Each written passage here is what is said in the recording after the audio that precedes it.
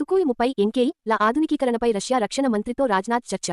చైనాలోని చింగావ్లో నిర్వహించిన షాంఘై సహకార సంస్థ ఎస్సీఓ సమావేశంలో పాల్గొన్న రక్షణ మంత్రి రాజ్నాథ్ సింగ్ గురువారం రష్యా రక్షణ మంత్రి ఆండ్రియే బెలోసోవ్తో జరిపిన భేటీలో కీలక విషయాలు చర్చకు వచ్చాయి.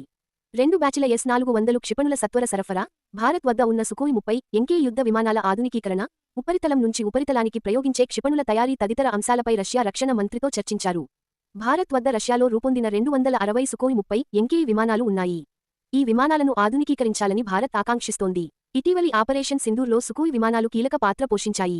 ద్వైపాక్షిక చర్చల్లో భాగంగా భారత రష్యా రక్షణ మంత్రులు ఇరుదేశాల మధ్య రక్షణ సహకారం బలోపేతం చేసే విషయంతో పాటు సీమాంతర ఉగ్రవాదం తదితర భౌగోళిక రాజకీయ విషయాలపై దృష్టిసారించాలని భారత రక్షణ శాఖ శుక్రవారం ఒక ప్రకటనలో తెలిపింది.